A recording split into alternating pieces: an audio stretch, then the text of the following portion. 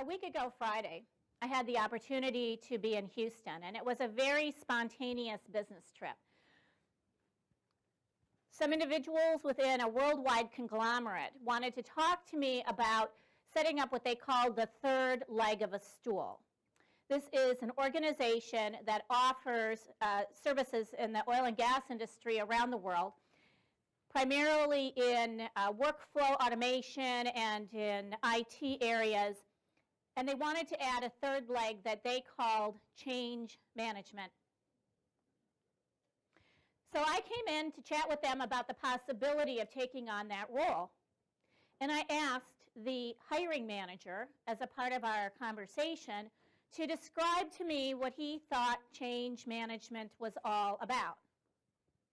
And he said, well, you know, it's going from, he drew this on a sheet of paper, it's going from point A to point B, and he drew a line that went up, which assumes what? A change in performance. And then he said, well, you have to deal with resistance along the way because that's the biggest issue, and stakeholders and things. And I said, so describe for me, just in a sentence or two, what you think are the real core elements of change management. And he said, well, communications, you know, you have to have like a branding theme, and you have to have communication plans, and you need to have posters, and you need to have all of these other sorts of paraphernalia to communicate what you're doing on your project to help people transition. And then second, there needs to be a whole bunch of training for the end users, and maybe some training along the way to get them to where they need to go.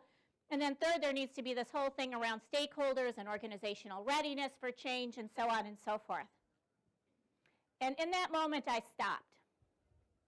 And I said to him, I'm not sure we're on the same wavelength. I said, and here's my background and what I bring to this situation. I said, I'm Lori Silverman, and I have been doing work in the field of organizational change for more than 30 years. And one of the things that really dismays me about the field of project management is that the things that I know to be important about organizational change are not the things that project managers are focused on. And I said, I think that there is a whole vast set of tools out there that we need to take a look at. And so I proceeded to draw him a picture I'm going to show to you, but at a presentation this morning, I've actually distilled it down to a chart that I'll show you after I show you the picture. So what I did was I said, here's what I think to be true. I said, first of all, you're all using the wrong term. It's not change management, it's organizational change management, or enterprise-wide change. And so I put a circle in the center of the page that had OCM in it. And then I said, you know, OCM has a couple of different layers. I said, first of all, we think in terms of three pieces. We think about the content of the project, we think about the process that you're going through, and we think about relationships. I said, third, then on top of that, we think about who is it that we do it with, and we think about individuals, and we think about teams, and we think about business units, and we think about the organization, and we think about society at large, too. I said, but beyond that, there is another level out here. Now you tell me, how many of you are familiar with the field and the tools associated with organization development? Wow. That is what you need to start learning about. And nobody is talking about it here. I'm going to start that conversation. And that's what I did with this gentleman. And I said, you're telling me that there might need to be training, and you're telling me that there might need to be communications, and you're telling me that there might need to be a stakeholder assessment, and you're telling me we might need to look at organizational readiness. I said, but on my tool belt, 30-some years of experience doing organizational change management, I think about things like teams and how do we get people to team, and I think about collaboration, and I think about things like large group interventions where I can bring together hundreds and hundreds of people, I kid you not, and do change literally within 24 hours. And I can bring them in from all over the world, and I can make it happen. And I'll show you the formula that makes that work as we go through today's presentation. And I can do things around personality, type, and temperament. And I understand influence and persuasion. And I understand all these other tools and methods. And folks, I'm here to tell you that if you want to focus on just this piece, and this piece, you're missing the boat. This picture is much larger. And for those of you who are thinking, oh, change management is simple, I'm here to tell you it's not. It is extremely complex because it has a different mindset than project management, change management.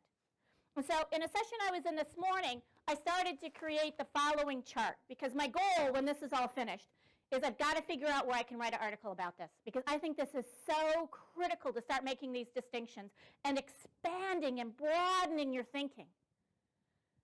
Change management a la project management, independent of the document management piece of this. Okay, so just leave that to the side. People keep telling me it's structured. That's not organizational change management. We're organic.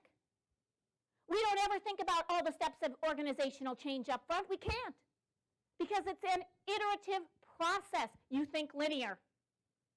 We think multiple platforms, multiple ideas, continually cycling back and forth to inform each other. So our lessons learned are every single day. We don't talk necessarily about resistance. We will because that's the language you use. We talk about resilience. It's not about how do I prevent resistance, it's how do I build resilience in people. And for those of you who are coming to the workshop I'm teaching this week on persuasion and influence, we're going to talk about personality temperament and how that relates to building resilience and where resistance may come from internally within people's personality temperament. Change management a la project management's activity-based. I'm not activity-based, I'm relationship and process-based. Now, I'll do activities for you. I'll fill out your charts and your forms. I can do that. That's not sufficient. That's thinking in small, bite-sized pieces. I think systems, and I think interdependencies. For me, it's continuous. For you, it's discrete. You have these steps.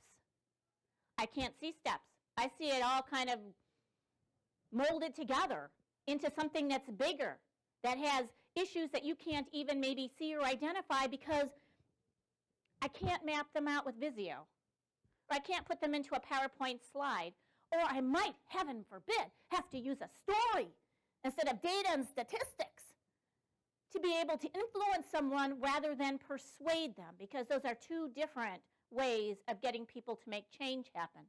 And then finally, you say, well, there are all these wonderful methodologies out there. I agree. There are lots of wonderful methodologies out there, and none of them in and of themselves are sufficient. And here's what I think the bigger problem is. I use synthesis for this very reason. If there's nothing that you gain out of this presentation except for the following, it will serve you well in my eyes.